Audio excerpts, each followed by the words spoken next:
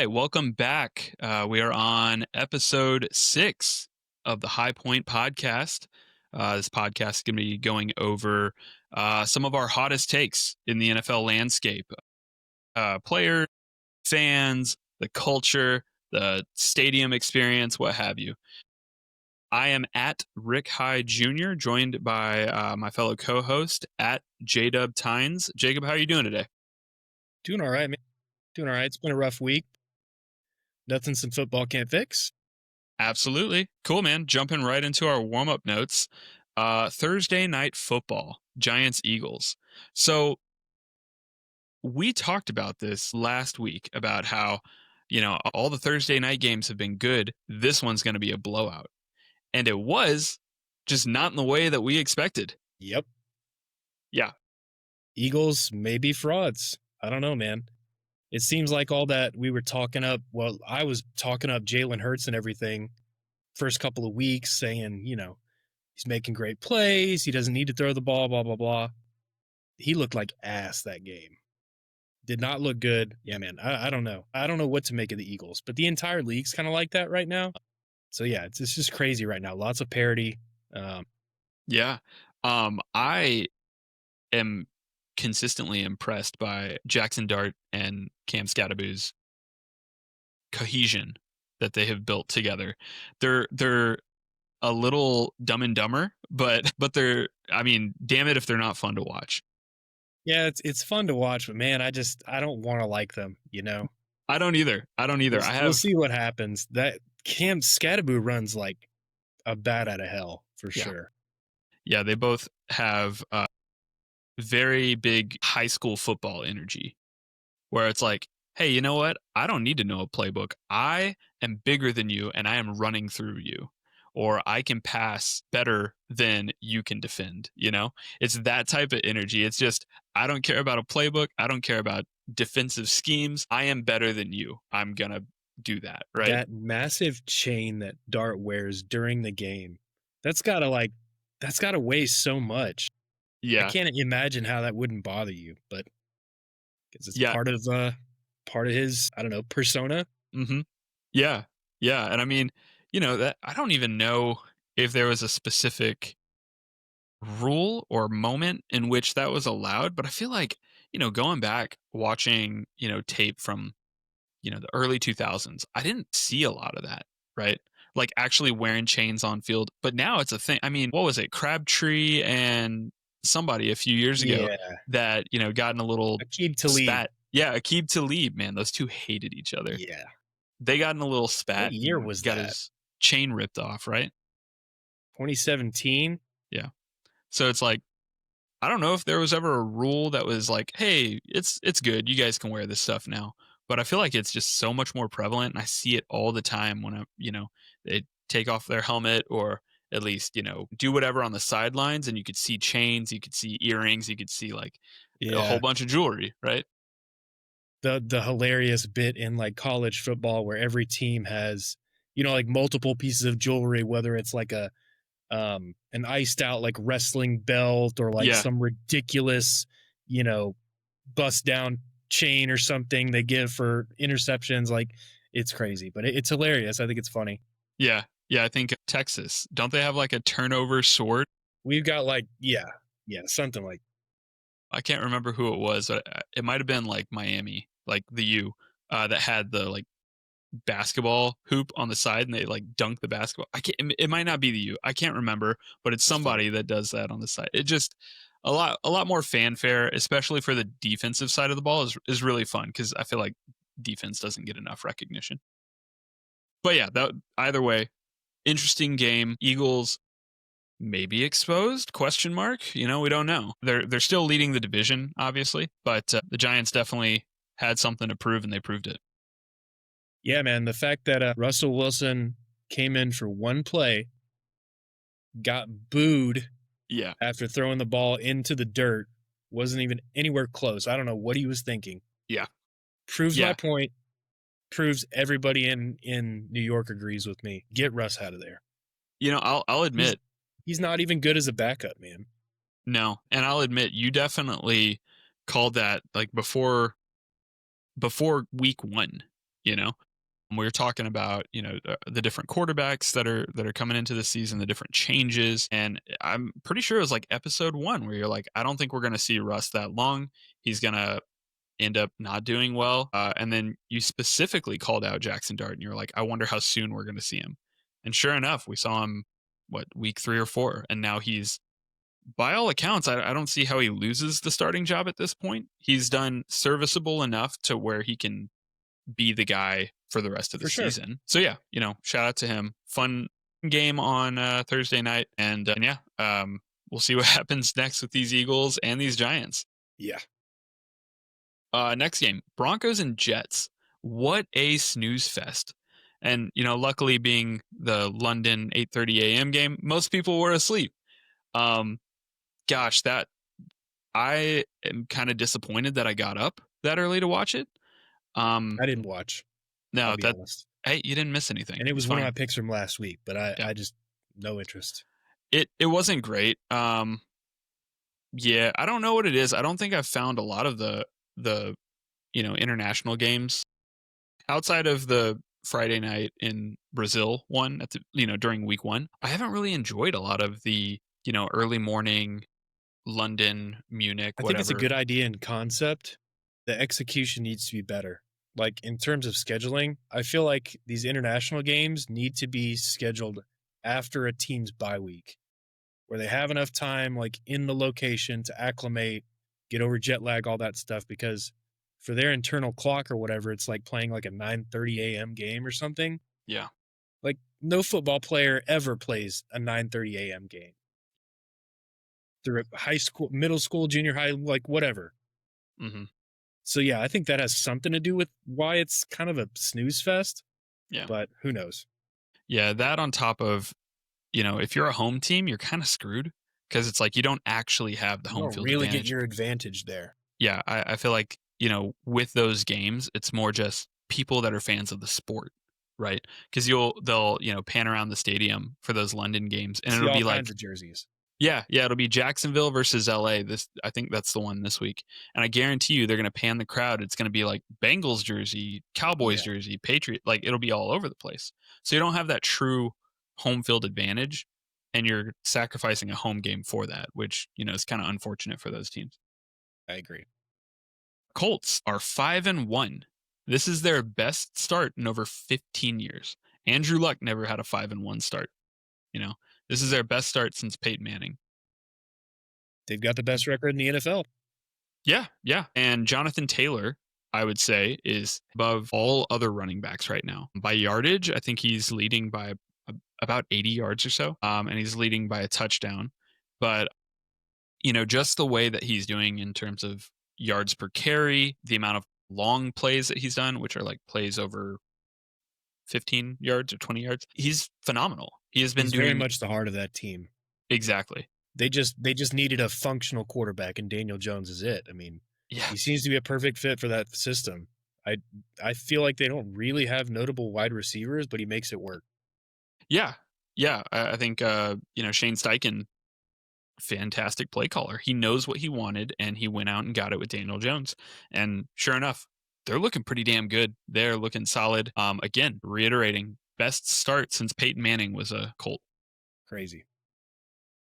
Oof. The Chargers barely escaped the Dolphins. And, despite being in first place for the AFC West right now, they are looking very shaky. I think they're at 4-2. Broncos are at 4-2. And sure enough, despite the rough start, here the Chiefs are at 3-3. This give it 2 weeks and this entire table could flip, right? Kind of shocking, but yeah, I guess once you factor in all the injuries that they've had, it's looking like the Chargers are about to be overtaken.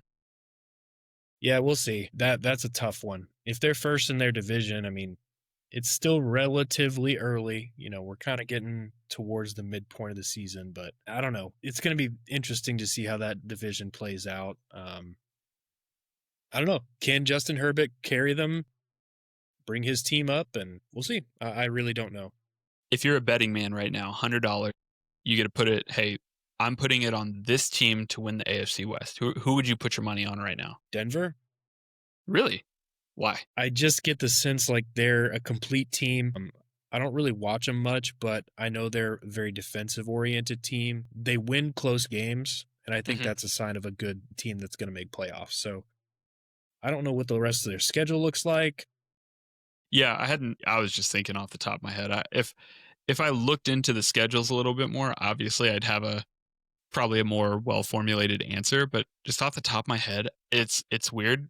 I think it's going to be the Chiefs again, you We'll know. see. I mean, a lot of their fans were saying, coming out even without their number one wide receiver, Rashi Rice, he's coming back this week. That's a good thing. So their their hopes are high. I think I don't know, Kansas City's weird, dude. It's just a weird season and you never know what Patrick Mahomes is gonna make out of nothing. Mhm. But I just feel like the Chargers, I don't see it happening. And I feel like Denver is the more complete team. And I don't know, something tells me this is not the year for Kansas City. I think maybe wild card, but I don't think they win that division. We'll see. No, I fair could very enough. well be wrong. No, that's a fair assessment. And I I think thought we're both Vegas was on. gonna be better than they are too. Oh yeah. Yeah. I don't think I did as much. I think I still had them at the bottom of the rankings. You might have as well, though. I just don't think either of us expected. And again, they're in first place, so let's not, hit the panic button too quickly. But I think both of us are concerned about the Chargers, because you know between injuries on the running back side and now losing a wide receiver or two, and then of course the lineman issues that they've had, it's a little like nervous, I'm sure, on that side.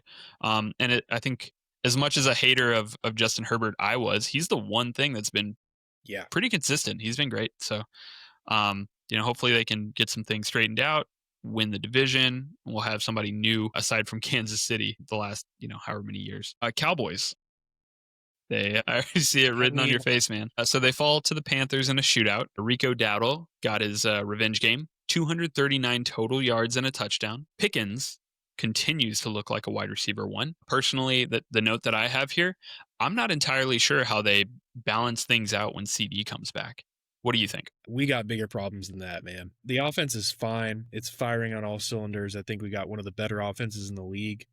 Dak's playing lights out. I mean, I just have no notes on him at all. Any flaws. The Pickens connection is great, but the defense is historically bad.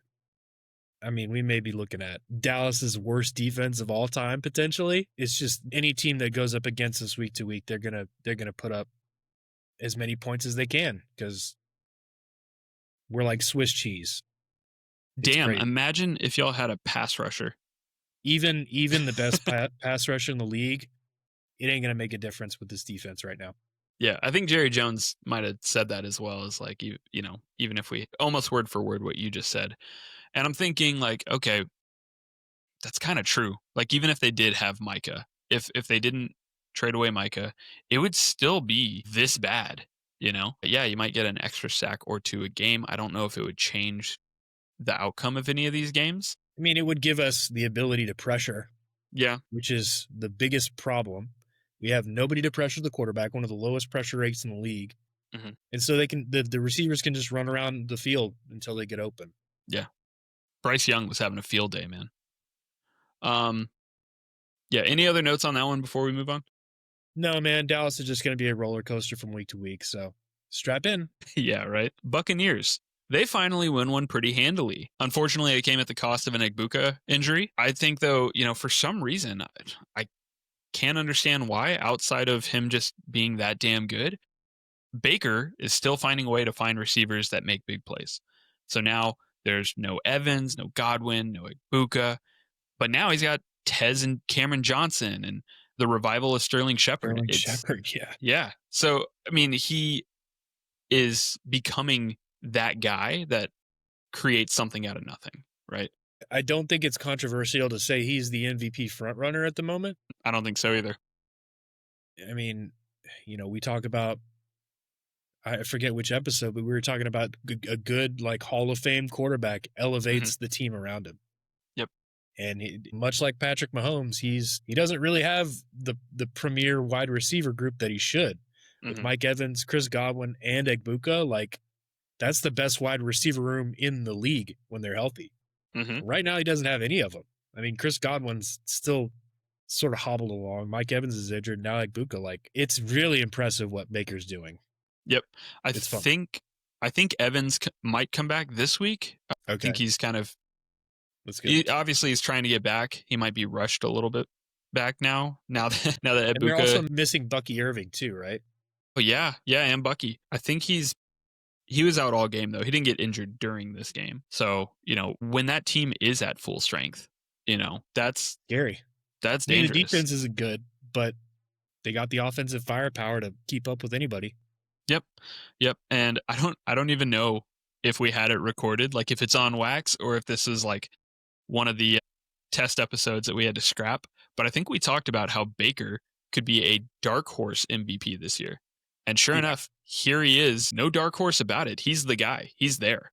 I'm interested to see because, he's looked on paper and, he passes the eye test of being better right now than Josh Allen, than being better than Lamar Jackson. certainly. Unfortunately, he's dealing with injury, so it's not exactly the most fair comparison.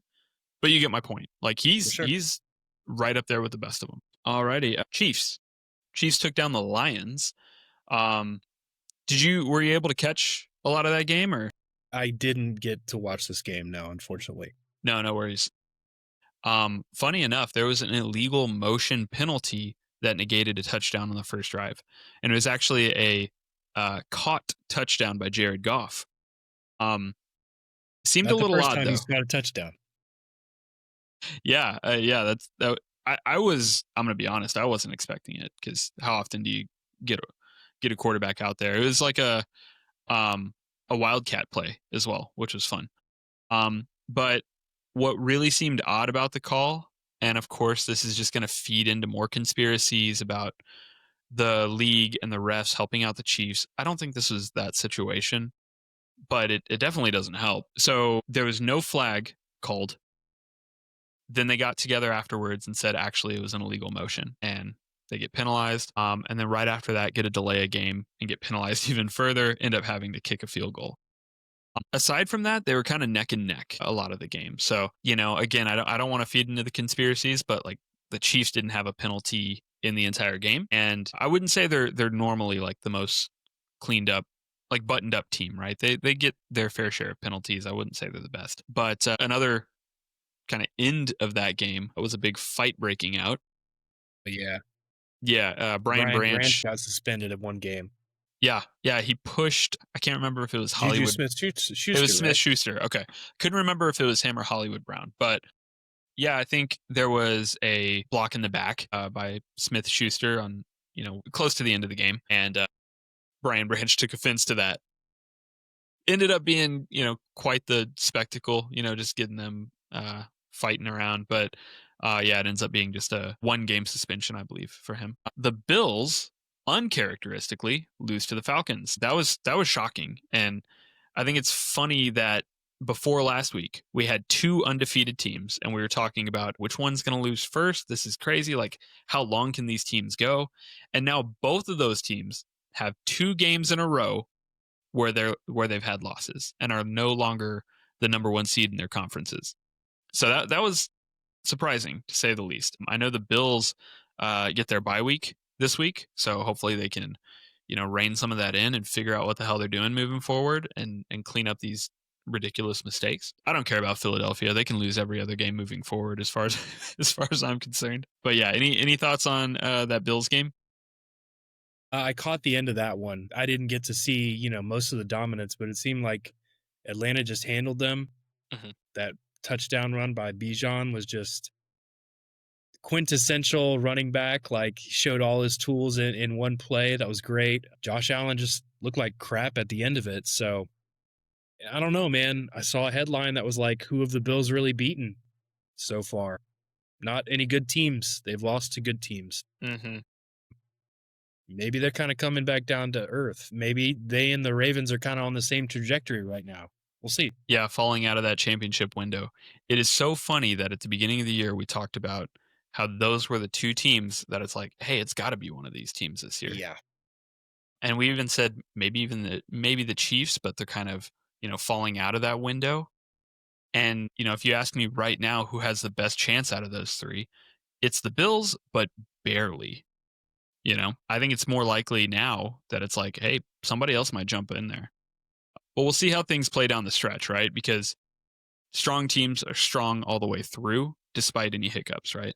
Meanwhile, teams that haven't had that seasoned experience, if they, like the Colts, for example. I don't want to put any bad juju on the Colts. I have been enjoying Indiana Jones and his Colts, but you know, teams like that where they have not been great the last few years, finally seeing some success, tend to trip over their own feet at the end of the season. You know. Meanwhile, It's there'll be tough to teams. sustain. That's why they talk about when you want to peak. You want to peak towards the end of the season, right? When playoffs starting. You don't Yep. want to peak at the beginning. Nobody Yep. really cares. I mean, you need the wins throughout the season, but yeah. Yeah. Some Meanwhile, people still think that Daniel Jones is a paper tiger. I don't know. I'm still not completely convinced, but 5 wins in the NFL is not an easy task. no, no. And I think we'll see how this plays out. I don't know if it'll be the Colts because one, they're in a very weak division overall. I think they can tear through Jacksonville. I think they can tear through us, and I think they can tear through the Titans pretty easily. So that alone will give them quite the boost in terms of their overall record. But yeah, depending on how they stumble towards the end of the season. Meanwhile, I think Buffalo and Kansas City, just like their old selves, towards the end of the season, they're going to be firing on all cylinders, They're right? getting back together, yeah. Chiefs have 3 losses currently. I would bet for the rest of their season, I think they end up total with 5 or 6 losses. Like they only lose 2 or 3 more games throughout the rest of the way. Interesting. Yeah. I mean, they got Raiders, Commanders. They play the Bills in 3 weeks. They do That'll be play a the good one. Colts. I mean, they have some good teams on their schedule. Yeah. Yeah. So we'll see. I think Patrick Mahomes is going to get it done. We'll see. Hey, that might be one where we butt heads because I don't. Yeah. I think I definitely think that they're going to pick it back up. I don't think you have as much confidence, which is completely fair. I don't. Yeah.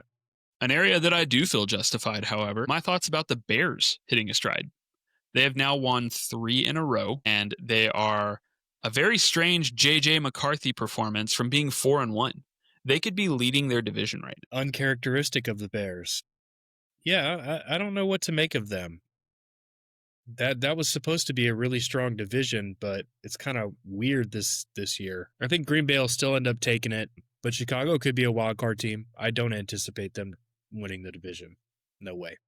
I mean, it would be crazy, but it's interesting to me that, obviously Detroit's leading right now the division, Green Bay behind them, and then both Minnesota and Chicago are 3-2. So, or no, I'm sorry, that might be a little off, but either way, they're both looking really well right now. The entire division that again is the strongest division in NFL. So yeah, I'm just excited to see them win more than I thought they were already, and I'm excited to see where this offense continues. Right? Lot of surprises this season so far. Jacksonville, Chicago, New England to some degree. I would say New England. I don't even think. Obviously.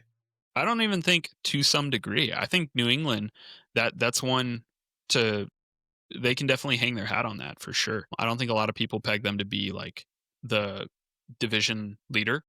With the at Bills any being point. vulnerable, they can absolutely win that division. All right, so our main drive, we're going to get into some hot takes. Jacob and I will just go back and forth, alternating a little bit. Some of them could be silly. Some of them can be a little bit more on serious topics. I have some prepared. There wasn't too many prompts here, by the way. It was literally, hey, Jacob, we're going to go through some of our hottest takes, and then we'll just see how that conversation evolves. You want me to go first? Yeah, sure. You go first. I've only got 3, and honestly, I kind of struggled. I was looking around all over for inspiration, like Reddit, Twitter, all that stuff, and by and large, I feel like I don't have a lot of controversial opinions, like about the actual gameplay and stuff. Mm-hmm. So we'll see where this goes, but I don't know how hot my takes are going to be. We'll see. Yeah, no. Hey, listeners, leave it in the comments. Tell us if our takes were hot or if they're just, lukewarm, or if they're cold. They're actually like not very good takes at all. I also have 3, and then I actually brought 4 other ones from some family and my wife, actually. She had one. So we'll go into those. My first one, I'm gonna look right at the camera when I say this because this one's serious to me. Nachos are not a good stadium food. And I don't want to hear anything to the contrary. You go to a game, you're offered some of the classics, right? You got the hot dog, or like a sausage wrap, you got hamburger, pretzel, pizza, beer. What do they all have in common, Jacob? Do you know? You can hold them with one hand. You can't do that with nachos. You know how annoying that is to have to go back to your seat and you're sitting there like this the whole time. You can't you can't do it the same way you would with any of the things I mentioned previously. Well, you're going to sit down the whole game? You're going to have it in your lap? No, you pansy. Maybe you need Stand to be up. fact checked here because this goes against the ratings of some of the stadium food that we were ranking a couple episodes ago. We Okay. were giving some of those foods S tier, and there was no way you could eat some of those with one hand. So how important is that criteria? You caught me. Okay, so I'm with you. You're right. I was grading those on the scale of them as food. But you're right, totally. Some of those you definitely couldn't do with one hand. So However, really, you just hate nachos, see, that's the thing. not about stadium food. I actually kind of love nachos, but if they are on the concession stand menu, never. Because I feel so dumb, and I don't know if it's because you know I also have like a kid that I'm like, okay, well, I can't use both hands to do this, and then also figure out What what about he's doing. popcorn? Jesus Christ, you just blew up my whole argument. No, no, no, no. Punching holes in that thing. No, no, no. Yeah, and I'll tell you why. Because at least for me, because I'm a disgusting degenerate, popcorn is a one-handed food. I take the bag, done, easy. Do That's how I the do it. Torella ones? Yeah, yeah, absolutely. Yeah, man. For me, I don't think. And another part of that. Okay, popcorn. Take some, pop it in your mouth. You're good, right? Nachos. You're gonna have the stuff all over your hands. The cheese Not might if get you on eat your them hands. correctly. If you eat them like a savage, just like grab the whole chip and you're gonna get. You could eat any food like a dum dum and get messy. Yeah. No. Okay. Fair. I That's think my we point. disagree handily on this one because nachos slap. No, no, no. I think that's my point is I am a dum-dum when it comes to eating in a stadium. Absolutely. Because I want to be focused on the game. I want to not be able to I don't want to have to take my eyes off the game and take a bite of whatever I'm eating. Right? That's why a hot dog works so well. That's why a sausage wrap works so well. I'm even like when you go to especially here in the South, right? You go to a Texas game, you get a big ass turkey leg or something. Even that works because it's one-handed. And if you don't have to worry about anything else, guess what? That other hand is for the beer. You don't have this clamshell package of nachos with the little nacho dip and you have to maintain it, You can just go to town eating your food. I see your point, but Okay. I don't know. I disagree here. I've made my case. All right, you go ahead. You give me one. All right. So I don't know how controversial this one's going to be, but kind of serious, kind of unserious. Cowboy fans have the reputation of being the, in your face, this is our year, we're number one, despite all realism. My take is that the Cowboys fan base is actually one of the most tame in the NFL. And that's because since 2000, we are with the likes of the bottom of the league in terms of playoff wins. Let me see here. Since 2000, the Cowboys have had 4 playoff wins. Who else has had 4 playoff wins? The Jaguars, the Raiders, the Bears have had 3, the Commanders have had 3, Lions have had 2, Miami 1, and Browns 1. Mm-hmm. Those are all bottom-feeding teams, with the exception of the Lions and the Commanders, who have had some recent success. But by and large, Cowboys fans are some of the most jaded in the league. Every Cowboys fan that I talk to in my fan group nobody expects anything. Nobody expected anything out of this season. It's basically like we have to see it. I feel like 2016, 2017 was our last great like shot. Mhm. And since then, it's just been for one reason or another, we haven't had the spark, the championship sort of window, like the things aligning. And I think Cowboys fans are just jaded. I don't like that reputation is from a bygone era from the early 2000s when we were still riding off high off these championships. That's no longer the case. I don't disagree with that take at all, actually. And I think it's because we have the same friends. But yeah, man, it seems like Cowboys fans have been in this holding pattern of being like, hey, we suck at the moment. And until proven otherwise, and by the way, proven otherwise means NFC championship at the Pretty least. much make an NFC championship game. That's all And we're asking, really. if we don't get there, we suck, right? Even if they have this, you know, fantastic season, let's say they end up 14-3.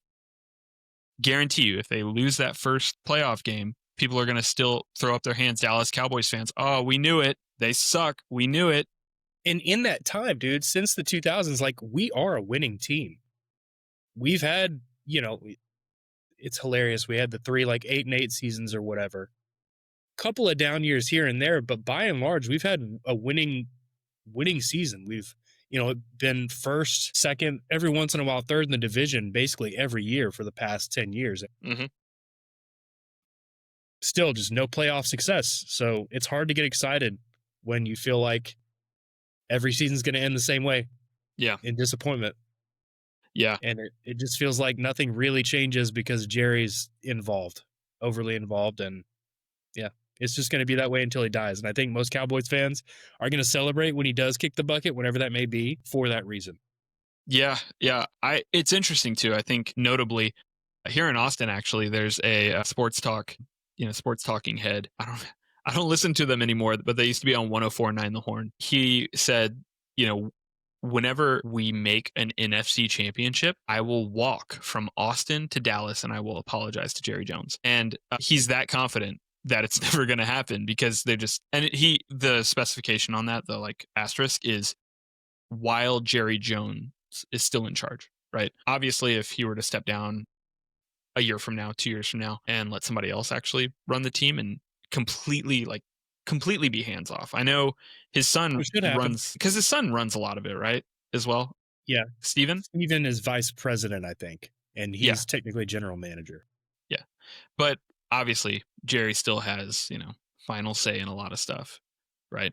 So, but yeah, I don't think that's a crazy take. I will say, that being said, there are still some Cowboys fans that maybe Regional?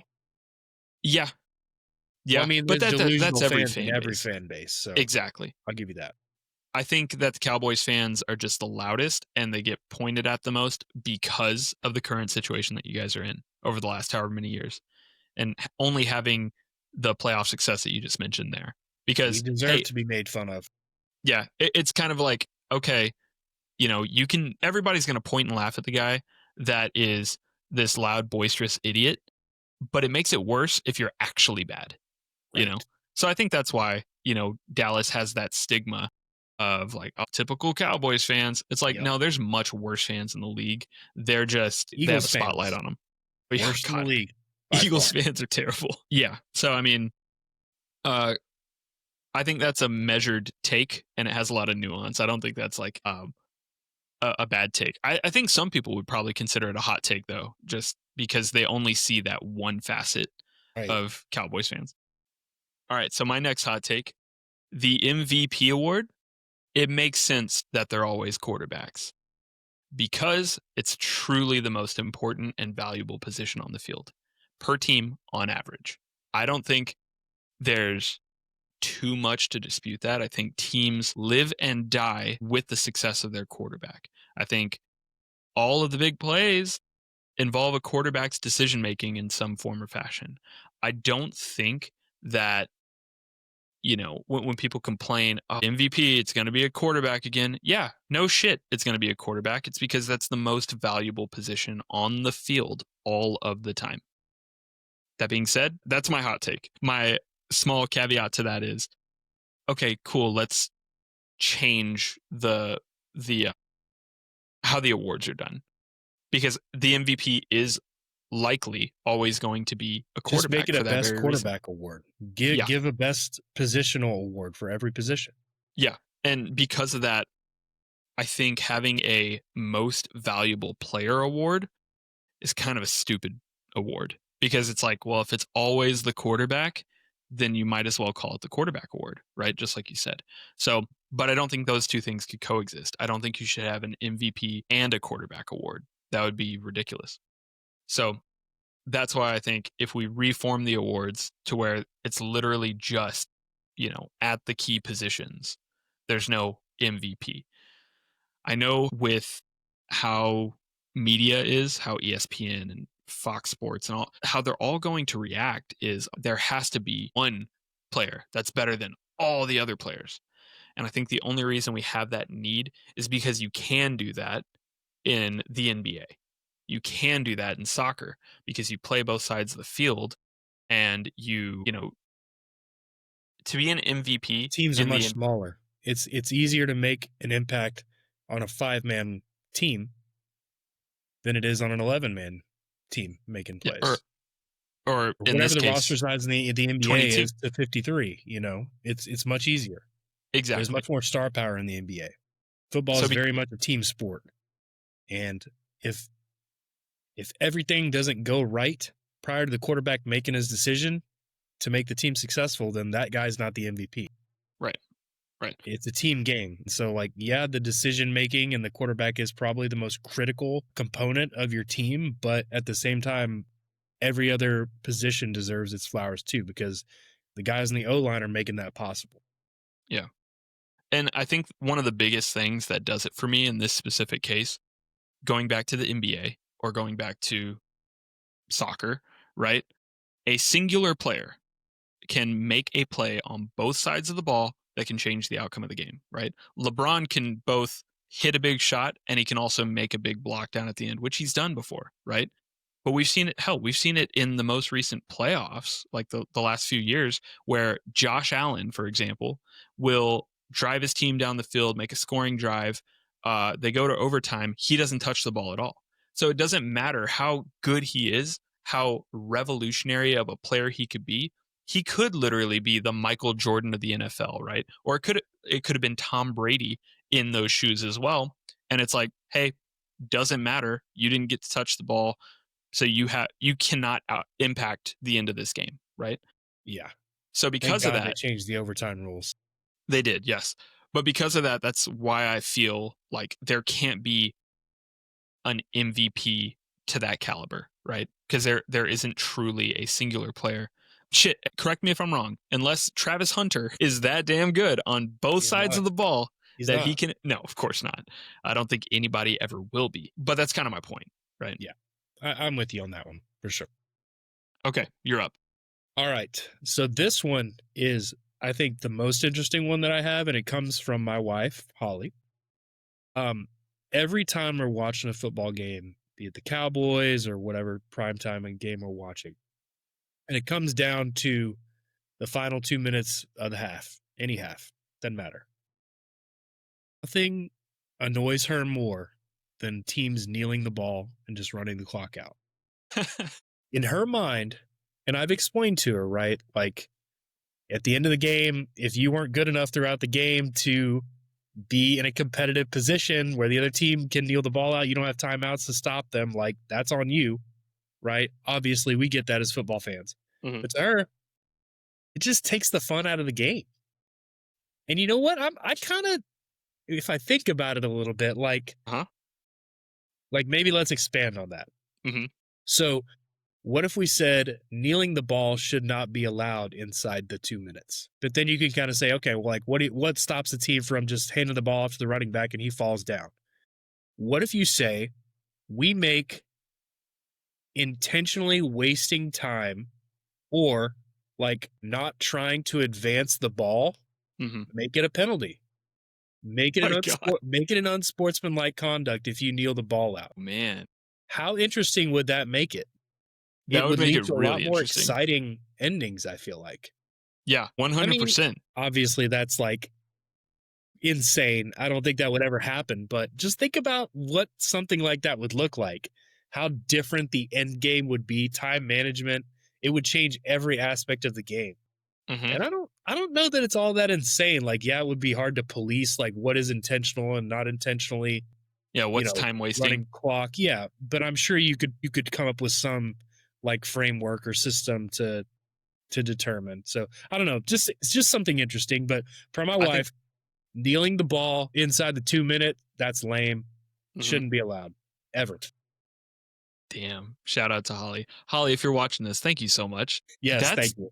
It is psychotic and I love it. Like it's chaotic in the best way because it's like I get what she's saying. It is kind of boring to have them just kneel it out, but at least if they are trying to advance the ball, it still provides some sort of excitement because what Right. if the running back fumbles or Exactly. what if the Even if quarterback they throws a choose to pick? run the ball 4 times up the gut, Mhm.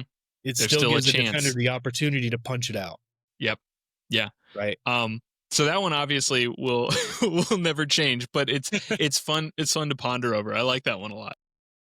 What you got next? Okay, this is my last take from me, and I feel like this is more on a serious note, but also I guess it's not that serious as well. I'm going to phrase this in a way, and I hope people don't get angry. Most NFL fans don't understand football, and I think that's okay. I think that's fine. I think most see a game and they say, "Big play for my team, that's good. Big play against my team, that's bad." And anytime there's a refs suck. I don't think there's a lot of people that understand defensive schemes. They don't understand playbooks. They say things like, "We did so well in the first few drives. What happened?" Or, "Why does the running back keep running directly into the big pile?" And they don't realize that adjustments happen. They don't realize that the first 20 or so plays are scripted. They don't understand hitting specific gaps, like, run schemes and blocking schemes. Also, not every play is designed to score. I know that might not comprehend as much, but I think that's how most people view it. I do want to say that I am okay with that. I think that's perfectly fine with fandom, tribalism that comes with the game. Some people are there just to have a good time. They want to see, "Hey, I am wearing a red shirt because the team out there is wearing red jerseys. I'm having fun with my friends." Yes. I think that's great. At the end of the day, it's all about fun, community. I mean, why are we sitting here talking about it? And why do we bother to think about the game that we do? Like, it's fun. It's entertaining to us. So at the end of the day, like, who are we to police like how you enjoy football? It's for everybody. Exactly. So that's my point is like, I'm perfectly okay if you aren't that into the game. Um, I think I don't even know if it's a hot take. If most people would be like, "Oh yeah, I don't really know most of the rules, or I don't know what a cover two defense is." Um, I think the little asterisk that I would put on this hot take is, I hate when people pretend like they do. You know, that's the thing that annoys me. It's like, "Hey man, do you know what you're talking Give about me an here? example. Do you actually know ball?" Well, one that I said earlier, and I mean, I don't obviously, you know, I have heard this from people just like in a bar or something. Like I'll overhear like, "Why do they keep running it into the pile?" And it's like, "What are you talking about, man? Do you know what's going on?" So um or in certain cases with like kneeling before a half. We were just talking about kneeling, right? Where there'll be, let's say, 30 seconds left in the half, the team that is kneeling it to just like go into the locker room, go into the half, they get the ball in the second half, right? That's the scenario I'm painting, right? They'll be like, "Why'd they kneel it? They could have Yeah, scored." they've got 40 seconds left. Like, why aren't they trying to score the touchdown? Well, they're on their own like 10-yard line. Yep. They need a breather. Yeah. So yeah, Yeah. They need to go back into the locker I room feel and you. I scheme feel you. to understand what they need to do in the second half, right? Because let's say you're, the coach here and you say, "Yeah, let's throw a pass play," and that gets picked off and returned for a touchdown. Now you're down points. Like that's something that has happened, right? Because a team was a little too overzealous, right? Versus just, hey, let's kneel it, let's go into the locker room, let's regroup, right?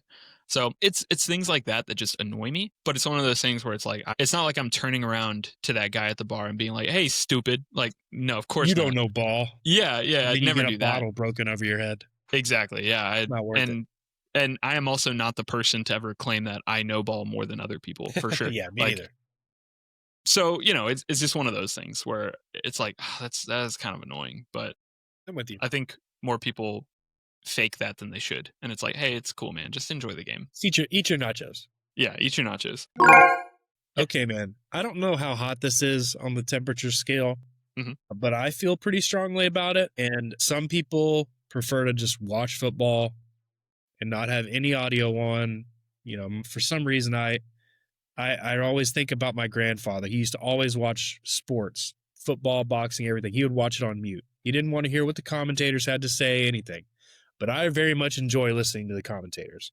As a student of the game, I really, really enjoy hearing what somebody who actually knows the game, who's played it for a long time, like Tom Brady or Tony Romo or whatever, what they have to say about situations, blah, blah, blah. My hot take is that Troy Aikman and Joe Buck are far and away the best duo in the commentating business. Hell yeah.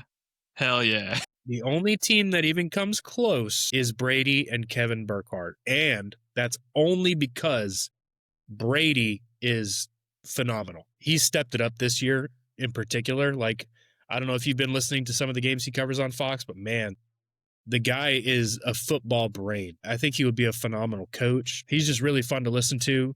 A lot of the times the commentators will say things and they'll be like explaining to the casuals, like the fans that really don't know what they're talking about. And Tom Brady takes it a step further, I feel like. So I really appreciate that. But man, Troy Aikman and Joe Buck, they have rapport. They know each other's roles because they've been working with each other for so long. I feel like Troy is the absolute consummate professional. And it's kind of funny, this past week, there have been reports about, he was critical, I guess, during the broadcast of the Bears game of Caleb Williams. Mm-hmm. And there were some other reports that came out about how they were supposed to have a pregame meeting for the Monday Night Football game, and Caleb Williams was late. And so he tried to call Troy, and Troy didn't answer. And so now everybody thinks Troy's pissed off at Caleb. I can guarantee you it is not that simple, okay? If Troy Aikman doesn't like a player, he's basing it off of what he hears throughout the league. Okay, so if he has an opinion about Caleb Williams being lazy and being late and not prioritizing showing up on time or whatever, it's probably because he's heard from coaches that Caleb Williams is probably a little bit of an egomaniac, just the fact that Caleb Williams, like, I think he tweeted out something to Troy Aikman about, one of his comments, and it was just like, dude, get offline. Like, Yeah. Touch get grass. off Twitter. Get like you're proving his point. Anyway, Troy Aikman's my guy. Joe Buck, whatever. I think you can say whatever you want about Joe Buck. I think a lot of people have strong opinions about him, and I think it's funny to make fun of Joe Buck, but at the same time, he is good at what he does. So that's my opinion. Okay, so I want to react to a couple of Go those for it. things. What you got? The first one being your grandpa listening to things on mute. So I'm with you. I don't know if we're in the minority, though, because we like to hear about the game from an X's and O perspective, right? We like to know about defensive coverages. We like to know about the specificity of the rules that are being covered, things like that. So I'm sitting here like, oh, that's not a hot take, but I'm also just like you in that aspect. That being said, I have been told something that you can do during, like, let's say you're hosting a party, right? If you have surround sound, only put it on the front two speakers, and like you can actually do it to where pretty much all you're hearing You get the is crowd crowd noise and sound. the sound effects, but not the talk track, right? Yeah. I think that's perfect if you're hosting a party and, some people are watching, some don't really care. I think that's perfect. You want But some no, ambiance, but you don't want something that's distracting, right? exactly. Yeah. I'm with you. However, I'm not that person. I like to hear the analysts as well. I will say that the fact that the NFL like allows you to do that, Mhm. that blows my mind. Yeah, I in would not itself. think with how like freaking Mickey Mouse, Disney they are about their IP and all that stuff and their image and the brand and everything. Like it just feels weird that they would allow you to splice their audio tracks of the game. Like, Yeah. Yeah. But I I mean, mean, it's a great thing, but it's not something I would have ever expected the NFL to do or allow or facilitate. yeah. Yeah. Well, I think it's just when you record in that like Dolby Digital or whatever, the 5.1. You probably have, yeah, you have to. Yeah, you kind of have to, right? Yeah, I got you. But again, yeah, you're right. Like they could just say, no, we'll just record everything onto one track, I guess. But that'd be difficult That to would be an balance. inferior product. It would be, honestly. And then what you said, I didn't know if that was a hot take. Do people not like Joe Buck? I love Joe Buck. I think he's funny. Maybe it's because I'm in the Houston area and Okay. Astros fans don't like him. Okay, I don't follow MLB too much, but yeah, I've never had an issue with Joe Buck. He's a little dry, but you know, Every don't time mind I it. think of Joe Buck, I think of Randy Moss's disgusting act. Yeah, Like yeah, that's just the epitome of an overreaction. yeah, which is well, okay. To be fair, the story behind that, he thought that Randy Moss actually did pull down his pants. I know, That's why he reacted that way, right? but I don't know. But still, it is kind of funny the way he reacted. No, maybe a little bit of a hot take. I like that one. I think it's a good measured take, though. Who do you think's better? For the broadcasting Commentating crews, duos. I also You have got really Al liked. Michaels and Tony Romo, Yeah. Brady and Burkhardt. Who's Greg Olson with these days? I have no clue. I feel like those are the big hitters. I may be So- missing one. I know. I can't stand Tirico and Collinsworth. You know that. Yeah. I No. don't Yeah. think that's a hot take. Now here's a guy. That's every single sentence, man. Every single. Now here's I a mean, guy. he's definitely pulled back on that quite a bit the past Yeah. couple seasons because I remember it was because he's a been big memed meme to like death. Yeah. 3 or 4 years ago. But he just the way he talks, his voice, his inflections, Mhm. I can't stand it. It I'm with drives me you. up a wall. I will anytime there's a primetime game on and I have to listen to Chris Collinsworth because I am that like I will listen to the commentary even if it's Chris Collinsworth, but I won't like it. You know. I don't blame you at all. I don't really like him. I don't think that's a hot take at all. That's a cool take. I think everybody agrees. I do really like Tom Brady. I like Tony Romo. And yeah, of course, the OG used to be on Fox. Now they're on Monday night, right? With Troy Aikman and Joe Buck. I've ESPN. always liked them. So yeah, I think Romo really grew on me. At one point, I was like, his voice is kind of annoying. But the way he talks about the game, the way he studies the game, the way he was able to like call plays before they happened. You I know, don't those know that I've listened to a Romo game recently, but man, last season I was not a fan. The No? first season he did it, I was like, yes, this is great. Like you're going to be one of the greats. And then he just started like palling around with Al or excuse me, with Jim Nance and everything was, hey, Jim this and Jim that and blah, blah, blah. I'm And cool it's with just that. like, dude, I'm not, man. I'm not. You don't I like don't want when to they- hear Jim's voice every other word. I really you don't like the rapport they build together? It's not the same as it's just too frenzy. Like Okay. people joke about Troy and Joe Buck being gay. Like Romo and Al Michaels might as well be making out every time the camera's off. I'm like, it's crazy. No, I like Tony. I think he's pulled back a little bit on that. I hope. I'll have to check out one of the games deliberately that he does to see if it's any better. But last season he was annoying. I haven't noticed anything that I just don't like about him. I think, what he's done is fine. I think His analysis is good. He just needs Mhm. to stick to the analysis.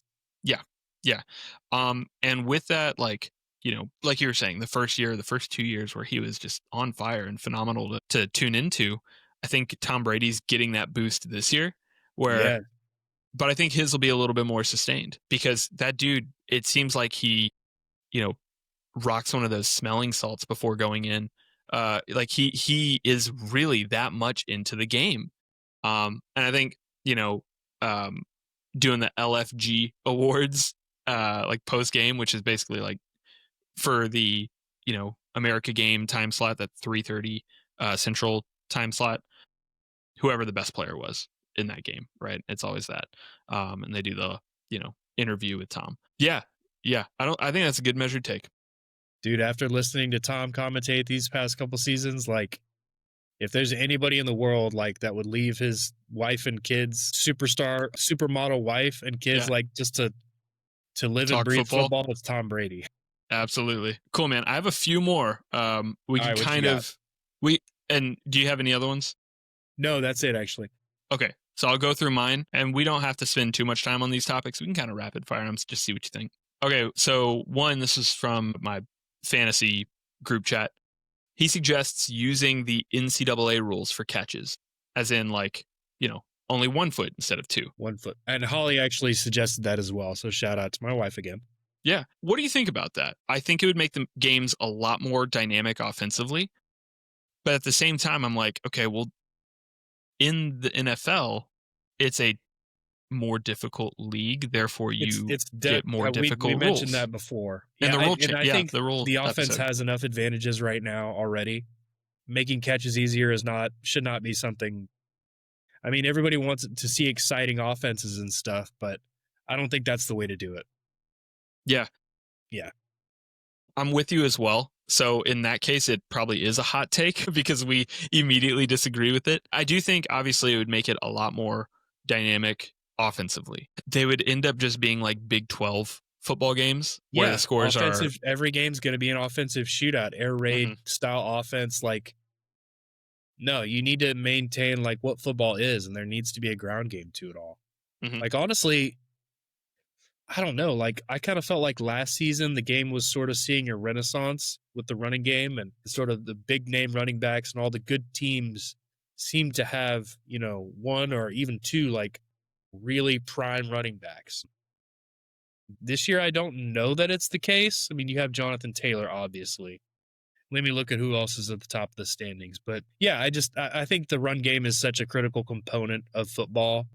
Like, the receivers already have a ton of advantages. I don't think it makes sense to make it easier on them. I think if anything, the rules need to shift a little bit to give the defense a little bit more of a boost. But I don't know how to do that, Yeah, it's probably for a future pod. And my thing here is like, okay, if you loosen up this rule, then how do you loosen up rules for the defense? And even more specifically, how do you do that to where 1, it balances the game, but 2, still factors in player safety? Because, if you're like, okay, cool, we'll make them let they can make a catch with 1 foot in bounds. I don't know how much that changes the game. I don't think teams are just going to be like, okay, we'll go just full air raid now and just pass every play because we have this, added bonus of only needing 1 foot versus 2. I don't know if it changes that much ultimately, but it's enough to be annoying. And again, if you try to balance that out by, letting defenders, maybe there's less penalty for them hitting defensive receivers, or there has to be something to balance it out. Yeah. But if you're balancing it out, then it's like, why change it in the first place? Make the standard for a pass interference way more strict than it is right now. Yeah. Let the defenders get a little bit more handsy with receivers. So you'd have to allow something like that. Yeah. In order to, Yeah. Similar to, now I'm just going off on a tangent, combining last week's episode with this suggestion here. That also kind of gets under my skin that the pass interference rules are different, right? Where one's a spot foul and one's a 15-yard penalty.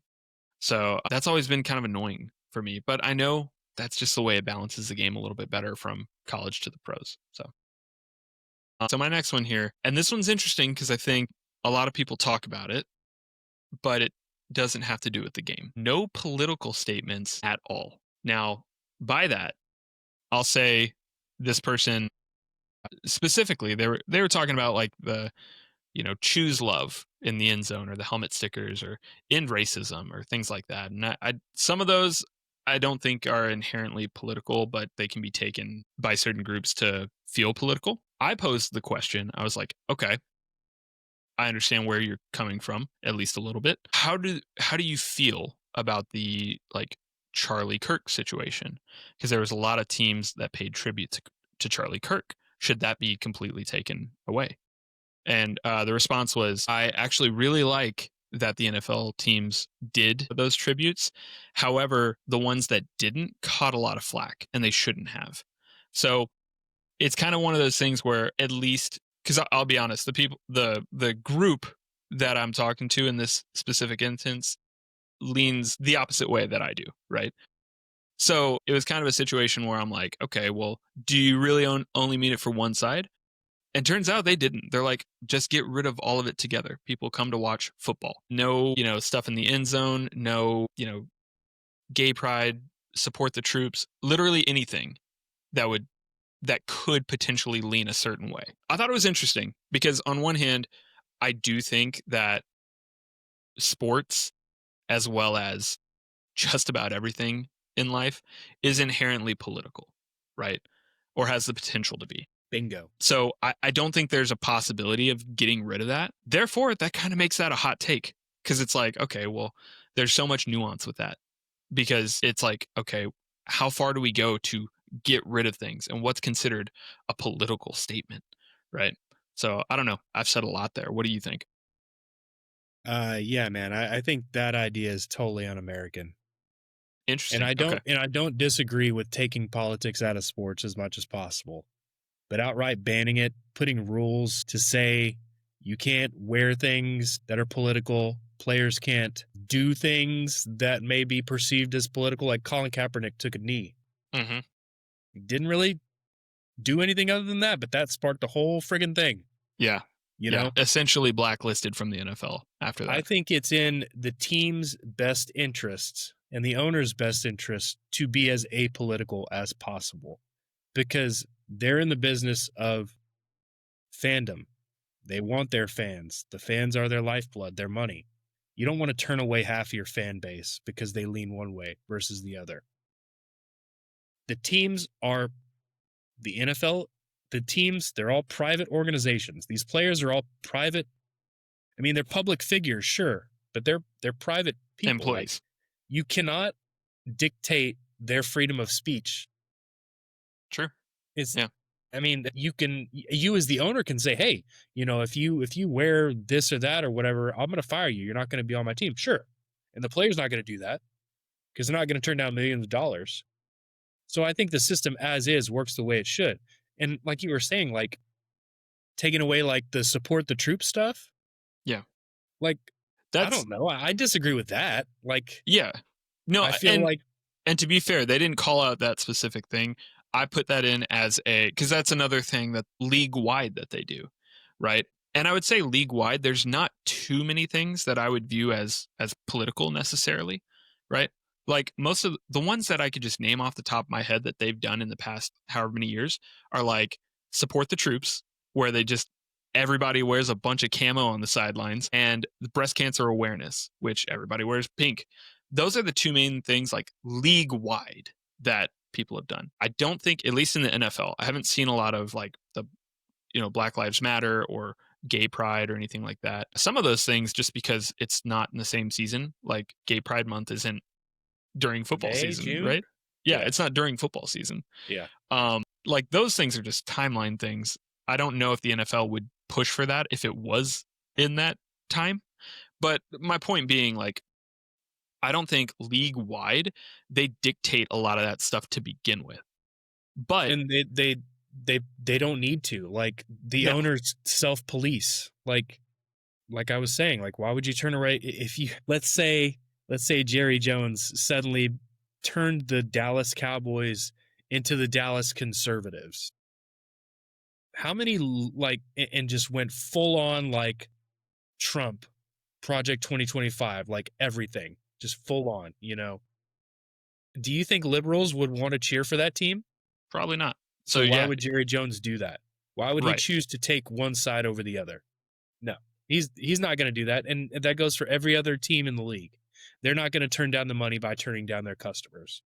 I think another thing here is that again they mentioned things that are league wide. I just don't think they're like you're right. Certain teams and certain individuals that either play on the team, are part of that team's leadership, or the owners themselves may say or do things that are politically charged. But the teams as a whole and the leagues as a whole don't often do that. So I think you're right in the sense of completely silencing that is un-American. But I think it's a war we're not really fighting because I don't think that that happens from a league wide perspective. Yeah, it's individuals that will make whatever suggestions they want to make. Okay, we'll move on to some more lighthearted ones because that one was, I feel like, Yeah, we got heavy there for a minute talking yeah, politics. yeah, right. This is not a political podcast. Okay, so these last two were from my wife, and I've tweaked them a little bit to make them still like work and be valid. Hers were even more psychotic than what I'm about to say. But I kind of loved them because they were crazy. So she said, no trades allowed. Teams should have to see through all the contracts that they give out. If you're injured, make it work with what you have. So let's say the Cincinnati Bengals situation. Nope, sorry, you can't trade for Joe Flacco. You're going to have to get a tight end in there to throw the ball around. You're going to have to get a running back in there to throw. Hey, all your kickers got injured? Too bad. Put a right guard out there, and he's going to kick field goals for you. So that only means in season then, right? In season. And the contracts. You can trade contracts out of season? No. And I don't know if that would have people lengthen contracts or shorten them, right? Because it's like, okay, let's say you love this quarterback and you want him to be, with your franchise for a long time. You could sign him to like a 10-year contract or something, right? But it's like, okay. Isn't that what they did with Mahomes? Sure. But let's say he gets injured in the second year of his contract and it's a career-ending injury. Sorry, you still got to pay out that contract. And hey, by the way, contracts have injury stipulations. Sure. In this case, they don't. So you're saying you make it illegal for a contract to stipulate to have injury buyouts or whatever? I'll have to check back with her. But the point being, that is insane. Yeah. I mean, it's like fun insane, but man, that would be crazy. Yeah. Like playing Madden on Dynasty mode, like on freaking ultra all-time Madden hard mode. I think her suggestion leaned more on the fact of the no trades allowed versus factoring in injuries, because, it's one of those things where it's like, hey, if you scouted the player, you evaluate the player, you draft the player, you got to stick with your decision, right? It was more coming from that angle because, if you really want to get rid of this one player, you can trade them along with a couple like pieces of draft capital and then get back some draft capital. Goodness, let me try that word again. Draft capital, and wipe your hands and be done with it. She's suggesting you shouldn't be able to do that. Live with your decision. You drafted this quarterback, you're going to have to see through his contract. And that would be an entirely different world. I can't even imagine. Yeah. Here's another one, also from the brain of my psychotic wife. Shout out, Amy. I love you. I don't mean psychotic. I really don't. Oh, by the way, Mahomes' contract, 10 years, $450 million. Oh my God. Oh. Yeah, I didn't realize that his contract was that big. But yeah, I mean, in that case, they would have to see out the entire contract. He would have to be on their roster for those 10 years. Oh no, we've got the second coming of Tom Brady. What are we going to do for 10 years? Oh no. Okay, obviously knock on wood, I would never wish this on Mahomes. What if he has a career-ending injury next week? What if he gets Joe Theismann? Yeah. You're still stuck with that contract. You got to pay out that contract. He has to stay on your roster. What's that? We could do an entire episode on this universe. I feel like. Yeah. Yeah, we absolutely could. Which, by the way, future episode, we should do like a what ifs. Like past what ifs. Yeah. Okay, I'll jump into our last one. Pay scales should work in tiers that you earn on a game-by-game basis. So hear me out here. All right, so week 1, your running back does amazingly well. Rico Dowdle from this last week, right? They jump up in their pay tier. They get paid more, right? Next week, they do just okay. They stay in that same pay tier, but it's like a strike against their record. Week after that, they do badly. They drop down a tier, right? So it incentivizes players every single game to work as hard as they possibly can to get the most pay. On the flip side of that, the owners and the coaching staff have to worry because they are having to pay those bills, right? So now instead of, hey, I want my team, my quarterback to absolutely decimate this defense and throw 5 touchdowns, after about the 3rd touchdown, if they're up by a significant amount, hey, Stafford, we're going to pull you. We're going to put in our backup. Yeah. Right? So it would keep the game somewhat competitive, which is so weird, but it would make it essentially work like a weird NFL stock market, like where you're constantly having to balance how well you're doing with the money that you're paying out, and you can be good but not too good because you get penalized. So Yeah, so I don't know. instead of looking at things on like a season by season basis, like buy low, sell high kind of thing, you're Hmm. looking at it on a game and even like play by play basis. That is the most insane thing I've ever heard. Like, what do you do about the fourth string running back who doesn't play? Do Yeah. you have to play him? Does he just not get paid that game because he didn't have any attempts? Well, so And what about each all the other factors? Like, since football is a team game, if your O line just totally shits the bed and mhm. your running back gets tackled behind the line of scrimmage every single play, that's not on him, is it? No, and it's going to cause so many fights and arguments in the locker room. Yeah, like that's terrible. That's an So awful idea. so for what it's worth, she suggested pay tiers, right? So like that fourth string running back, he's still going to get paid. It's just going to be like the lowest tier, which is fine. He's a fourth string running back. However, if that first, second, and third string running backs are doing so well that they're getting pushed into these other tiers and the team has to pay them more, owner is going to say, "Hey, coach, you need to put that fourth string running back in. We got to balance this out a little bit, right?" So, on one hand, it ensures that every single player is going to play their ass off because they want to maximize their pocketbook. But the coaching staff themselves are kind of working against that because they have to balance that, right? And I'm You sure what would would, make this even more psychotic is if you put a cap at how much you could pay, because then you'd really have to yeah. like.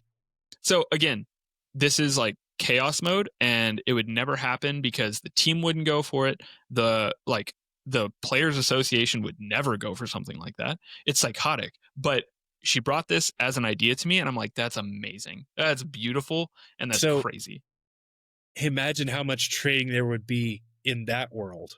Yeah. Like, we're Yeah. paying this guy way too much. Like, we've got 3 outstanding running backs. Like, we need to get them off the books now. Yeah.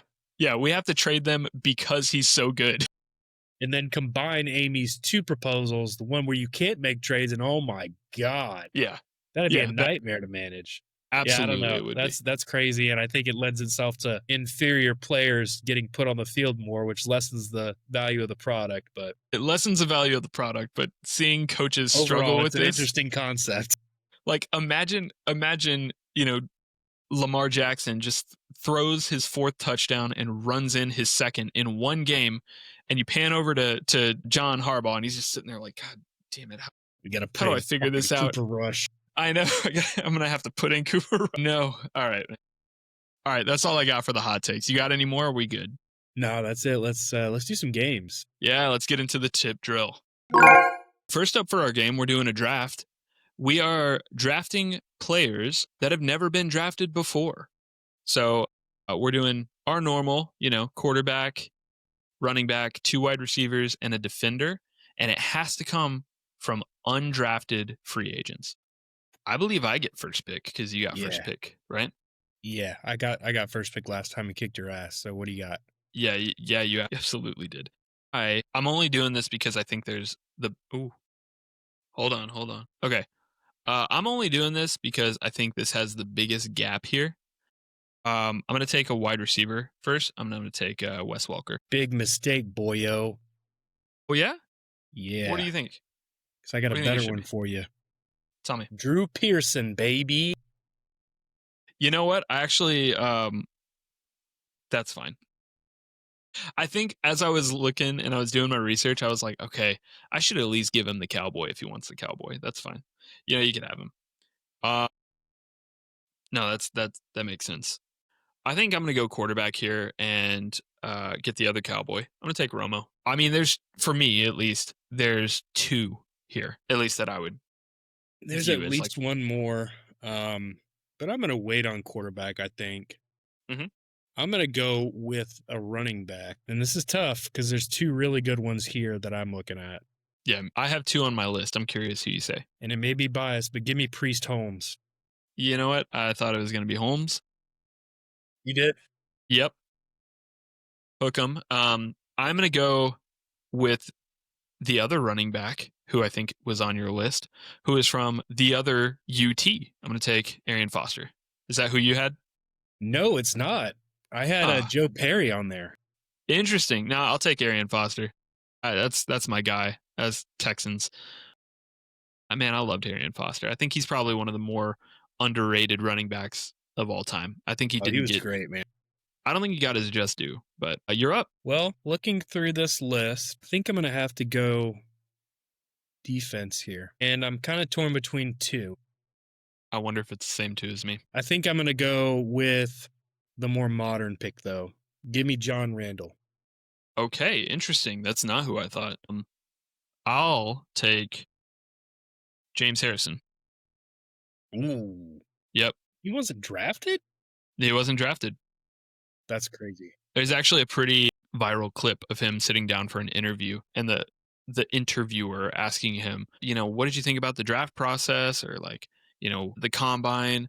And he basically says to the extent, "Oh, you don't know who I am, do you?" And then just leaves the interview. Yeah, because he's like, "Nah, you didn't do a thing. You didn't do any research. You don't know who I am." And good on him, because I'd be so pissed if I was going into that interview and they're like, they didn't do a lick of research on you. This guy didn't go through the draft process at all. Anyways, yeah, I think Crazy. for me at least, he was the best guy on this from this batch of players. I'd have to look at them, like, compare on Pro Football Reference, but I don't know, man. The other guy that I had I for don't know how they defense, match up. the other guy I had for defense was London Fletcher. I liked Man, London Fletcher I too. had Night Train Lane here. Oh yeah, yeah. Old school pick. I mean, look, apparently a lot of good defenders went undrafted. So That's not surprising. all right, you're up. All right. Well, I still can't decide on my quarterback. So give me Rod Smith at wide receiver. Rod Smith.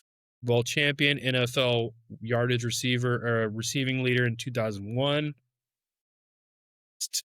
No, yeah, that solid pick. And I'm going with Mr. Salsa himself, Victor Cruz. Okay. Yeah, I think that feels like a good pick for this team. I'm liking what I'm seeing. All right. Since you've already taken your quarterback, Yeah. I can explain my thought process here. Can I take a guess? What's that? Can I take a guess on who they are? Sure. Yeah. I'm in between two. I'm guessing it's Kurt Warner and Warren Moon. Correct. Okay. Where would you go with this one? I Warner. think I know. I would go Warner, I think. I was going to go Warren Moon. Really? Tell me why. I don't know. Hey, there you go. Hey, it's just vibes. I guess it's vibes. So I'm looking here. No All Pros for Warren Moon. 17 NFL seasons, 9 Pro Bowls. Kurt Warner only played 12 years. He definitely played later than Warren Moon. So I should be more familiar with him, but I feel like Warren Moon is just kind of one of those, like, I don't know, like, him from like playing Madden as a kid. Yeah. I don't know. And I don't know. Kurt Warner was never an exciting quarterback to me. Really? Okay. And I know he's Super Bowl champion and everything, freaking amazing offense with the Rams, but I feel like Warren Moon is my guy here. So I'm going to not go against my gut. And I'm excited to hear why I'm wrong here. No, I don't think you're wrong. I still think my team wipes the floor with yours. So Really? for audio listeners, quarterback, I have Tony Romo, running back, Arian Foster, a wide receiver, Wes Welker, wide receiver, Victor Cruz, and for defense, James Harrison. Who do you have, Jacob? I've got Warren Moon throwing the ball to Drew Pearson and Rod Smith, handing off to Priest Holmes, and then John Randall's running through your O-line to kill Romo, destroy his shoulder again. Yeah. You know what? I think I win here. I know you think you win, but really, we need somebody to break the tie. We need a tiebreaker, absolutely. Okay, leave it in the comments who you think won this one. All right, jumping into the next one. Let's do it. All right, for next up, this game, this fun little thing we're doing, we're going to be grading some AI mashup logos. So we're finally leveraging the modern miracle of AI. I'm going to be real, man. They need to tune some stuff up. So I went to Copilot, Microsoft Copilot, and I asked, okay, mash up these logos from these two teams. I tried to keep it state based. So like, for Texas, right? Mash up the Cowboys and the Texans logo. And these are some of the monstrosities that came from it. So, first up, we have, if this will work, there we go, Maryland. So, this is the Baltimore Ravens and the Washington Commanders. As you can see, there's a little bit of throwback for those Washington Commanders. Mm-hmm. I think we should scale on a, normal A, B, C, D, F type of scale. Where do you put this one? My mind is still trying to process it. It looks weird, right? Yeah, it's so strange to me. And so with it, I tried to, with the prompts that I created, I was like, take elements from both logos, try to use the colors of both logos. So I do think it balanced that kind of well with the yellow that gets used in both logos, or gold, and then the purple from Baltimore. I agree. How do you feel about this one? I don't know. It's tough to say like what the others are going to look like, but I don't like this. I feel like it deserves a D. Okay, a D is fine. I showed all these to Amy, by the way. She said this one was so lazy. Yeah. But it's AI, so I don't even know what we were expecting. Bar is low. All right, next up, Ohio. So what the hell is this animal? Just let me ask you that first off. What do you think this animal is? You know, like how there's man, bear, pig. Yeah, This is Bengal brown. Bengal dog. Bengal brown dog. I don't know. Yeah, I think that's kind of what it was trying to do here. I kind of like some of the elements of it, but I'm this whole animal is throwing me, dude, because it is half Bengal, half dog. It's so funky. This is weird. Obviously, both team, they get to keep the B. B for Bengals, B for Browns. That's totally fine. Got the little helmet silhouette in the back with the stripes. That's hidden. You can't tell it's really a football helmet unless you know. You didn't know? Okay, that's fair. If that didn't look like a football unless you know helmet, what you're looking at. True. And then, of course, they have the slash marks. This one is, I'll say this one was, in my opinion, one of the better ones. So maybe Are you serious? Yeah, these all kind of sucked, man. Oh, Jesus. I would say a B. Do you How say do you B? feel? Yeah, I would say a B. All right, let's go B because there's a B right there on the It's fitting, right? self-grading. It's Pennsylvania. This is the Pittsburgh Steelers and the Philadelphia Eagles. I don't know. I kind of like it. It's sleek, at least. It kind of, the shape of it is kind of nice. I don't think the eagle poking out is too abrasive. Like the green definitely stands out, but if you change that up a little bit, like it wouldn't be the worst AI logo. I don't know. I feel like this one deserves an A tier. What if this blue in Pittsburgh was the teal? Do you think that would make it better or worse? But then the red stands out. Yeah, it would. Yeah. You got to get rid of one of the colors. Yeah, for sure. I think 4 is too many. Okay, that's actually, well, okay, that's what Steelers already is, though. They have black, gold, red, and, well, I guess you might not count black and white as colors, or just more to give shadow and contrast. When do you ever see the red and blue on their uniforms outside the logo? True. Fair enough. Yeah, I think this one's an A. I don't know. I kind of like it. Okay, fair enough. We'll give it an A. I like it. Yeah. So that is there an S tier? This belongs in S tier. Is ironically this is so insane. I love it. Yeah. So for audio listeners, please go and watch the video because you're gonna want to see this one. It's a Jacksonville Jaguar holding a sword, riding the Miami Dolphin with a Tampa Bay flag in the background. It is kind of sick. It's chaotic for sure, but you know what? It got all the elements that I asked. So I feel like this perfectly represents Florida somehow. Yeah. I kind of like this one. No, this is S tier for me. This is great. This might be the new logo for our podcast instead. Yes, put it up there. I want a reaction. I want my face with this in the background as the reaction on the video. There you go. Okay, so I had to generate a few because I forgot Buffalo was in New York. So this one is just New York City. I kind of like it. I think it's clean. It's okay. I think it's very nice. Something about the jet turning into a lightning bolt at the bottom, and then the 2 random lines at the top are throwing it off. Okay. That's but AI it for is you. AI generated, so I'll Yep. give it an A. This is the one where I factored in Buffalo, and I think the first one's better. Yeah, not sure what AI was thinking here. Yeah. Um, you D know, tier. It's terrible. yeah, yeah. I do like it. It did balance the colors though between Buffalo, the Jets, and the Giants. Yeah, that one's kind of ugly. Next up, what do we have? Texas. I actually prompted twice after it generated this. Hey, can you get rid of the Texas, like the state of Texas in the background, just to make it more clean? And it didn't. It refused to. Texas persisted. So I feel like that's a testament to the culture here in Texas.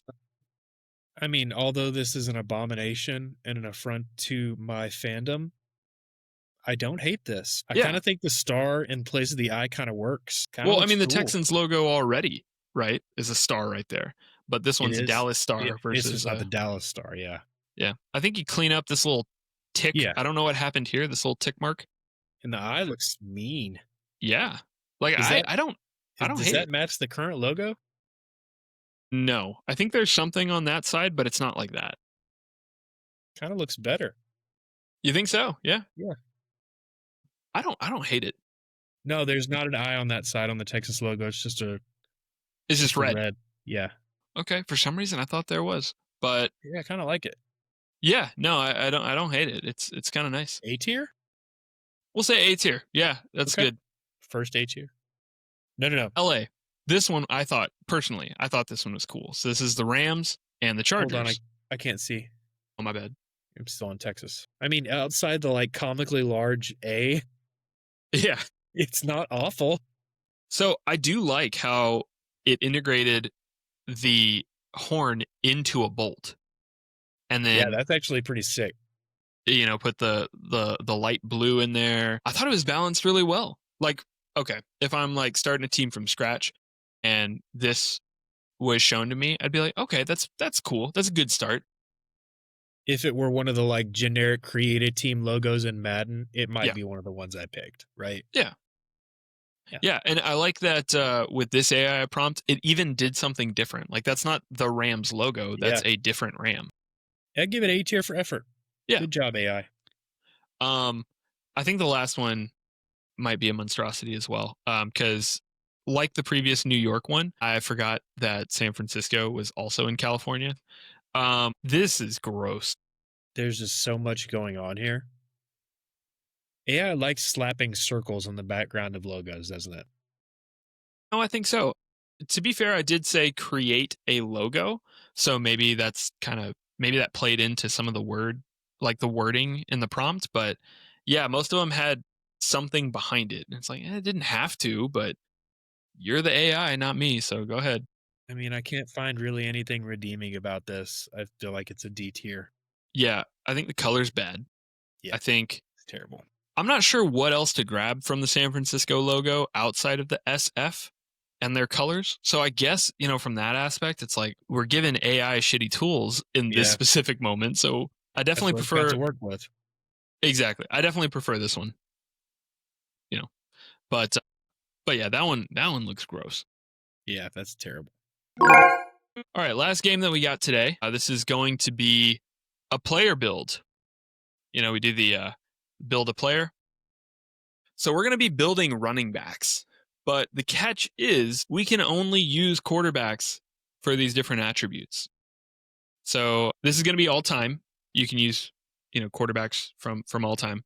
Our 5 attributes here that we have are speed, so top running speed, acceleration, how fast they can reach that top speed, agility, which is their quickness in changing direction, carrying, their ability to hold onto the ball, and trucking, their power to run through defenders. I got the first pick in our draft earlier in the episode, so since this is draft adjacent, why don't you get the first pick here? Well, well, well. Hard to figure out where to start. Yeah, I mean, where do I put Lamar Jackson here? Speed, I guess. Yeah, I He's think that's fast. where you have to He's go. pretty fast.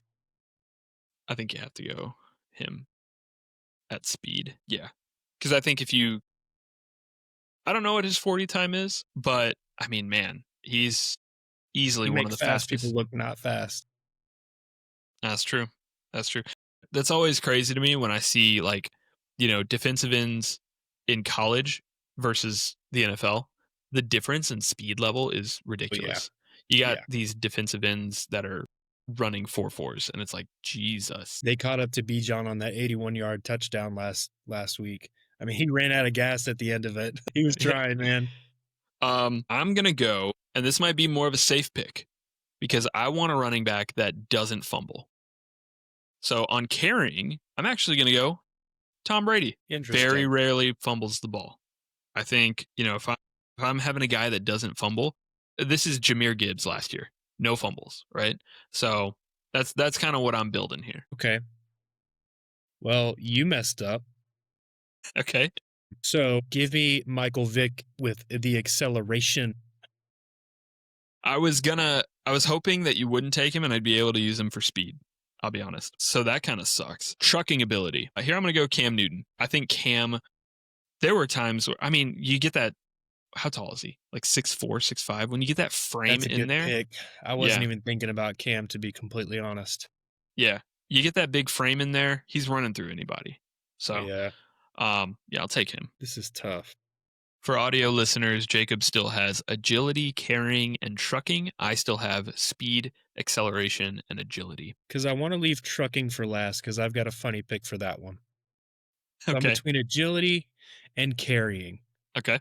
All right, I'm gonna throw it back here to our GOAT discussion, and I'm gonna give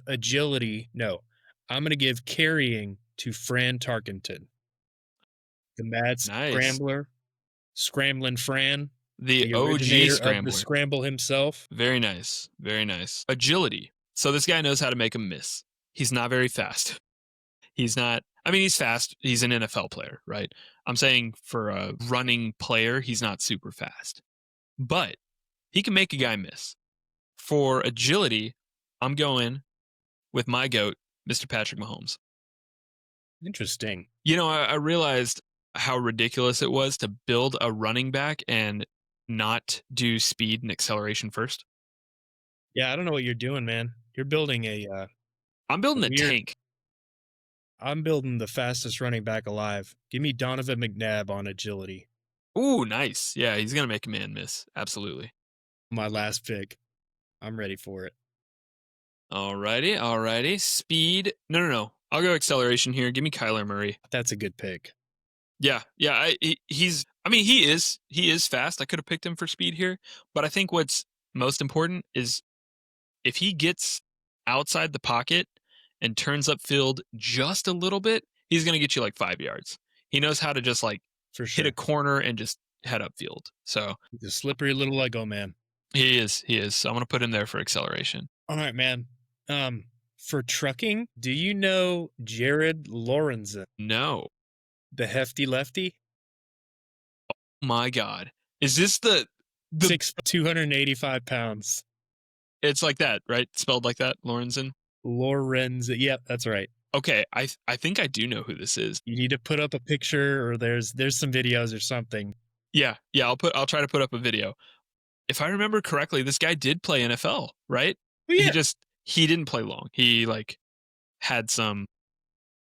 He played from 04 to 08 and then out of the NFL, but he played professional football for some other league. I want to say it was like the Arena League. Indoor or football, something. Yeah. I know exactly who you're talking about. And that's such a good pick for trucking. And it counts. It counts because he played NFL ball. He sure did. Man, that makes my last pick kind of underwhelming because it's not funny or cool at all. I'm just thinking of fast quarterbacks. I can't even. You know what? I'll take somebody who's a well-rounded runner altogether. And I think, he can get to a top speed that's decent. I'm going to go with Josh Allen. I feel like that's a boring pick here at the end, but I when it comes to his speed, it's very good. It's just, I probably would have had him at other points here, but I think taking Lamar and Vic kind of killed me. I'm gonna be honest on the speed one. Tell us how bad I murdered him in this draft. Don't. Okay, it ain't even debatable, bro. Okay, if you got me on this draft, I got you on the last one. But we'll see. We'll see what the comments say, and we'll keep trucking forward. All right. All right, man. That's gonna be the end of the pod. We'll go ahead and get into our picks here, and then we'll call it a night. You know what the current score is? How far am I back? Okay, so I believe on the last episode I had 15 15? and you had 5, I think. You gained 2 points this week with Broncos over Jets and Colts over Cardinals. I gained 4 points with Seahawks over Jaguars, Buccaneers over Niners, So and my 19 to upset. 7. Yep, and then my upset Carolina over Dallas. I'm in rough shape here. It's all good. Hey, long season, right? We're only a quarter of the way through. Plenty of time to All right. So I'll make get this back. quick. You go first, yeah. Give me the dominant Pats over the struggling, middling Tennessee Titans. Even though Tennessee just fired their head coach, they could see a lift from that.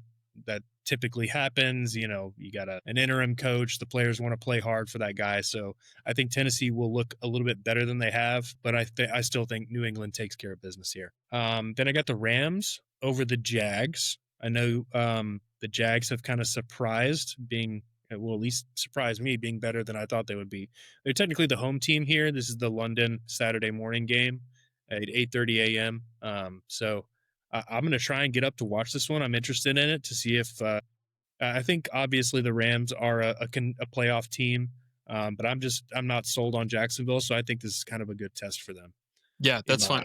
I've been trying to stay away from the London games for my picks, but that's an interesting one. I like that one. That's going to be a fun game too. I think it could go either way. I mean, I really don't know what Jacksonville is, so it could be a mistake, but give me the Rams in that one. And then I got Broncos over Giants. This one's at home in Denver, the afternoon game on Sunday. Yeah, I think Broncos well constructed team. I think despite New York kind of riding a high, beating the Eagles, I think they kind of fall back down, and we see sort of who they really are. I don't think they're as bad as we expected them to be at the beginning of the season, but I don't think they're as good as they showed last game. So I think Denver takes care of business here too.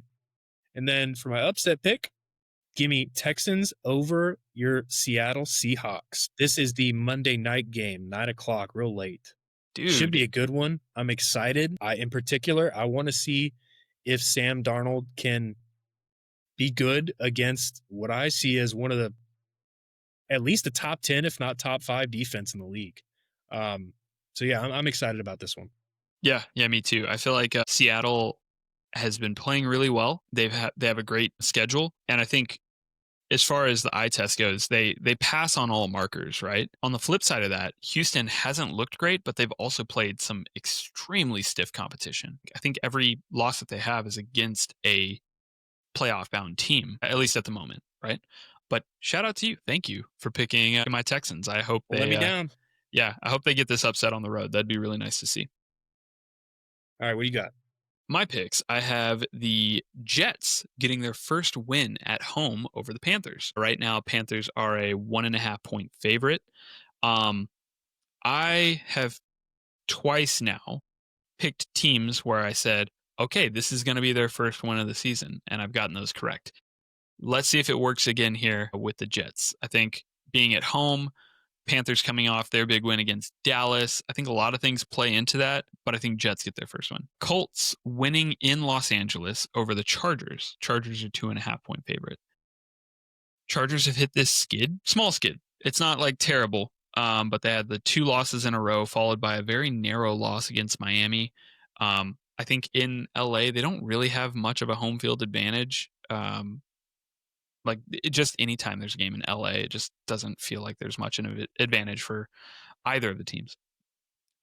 Colts, meanwhile, have done well on the road, and they are, again, firing on all cylinders. I think we both have said that multiple times, and we'll see how they continue throughout the season. I think they win here. Niners, as a 2.5 point favorite, I think they take care of business at home over the Falcons. Niners kind of struggled as of late. I think they're still trying to find this wobbly footing with Mac Jones taking over instead of Brock Purdy.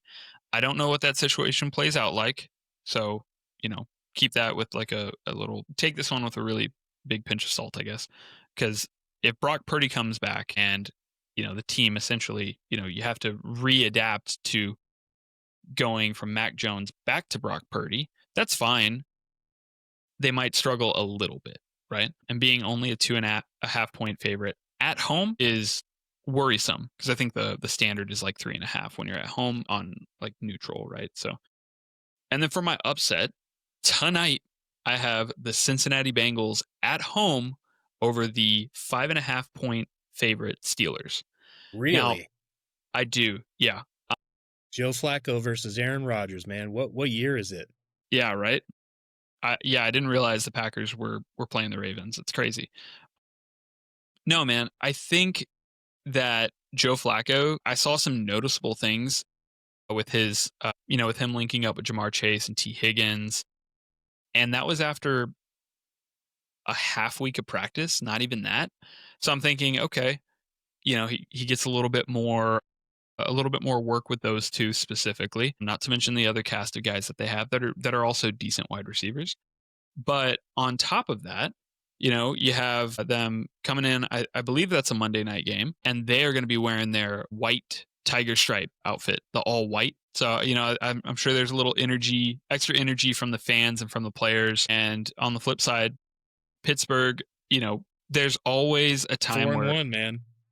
yeah, they're 4-1, and Rodgers has been playing decently. I think there's always the propensity to stumble whenever you're doing that well. And it's the Steelers. It'll be fine. They'll take a loss here, and then they'll go on to win, another four, and then take another loss. It kind of balances out, right?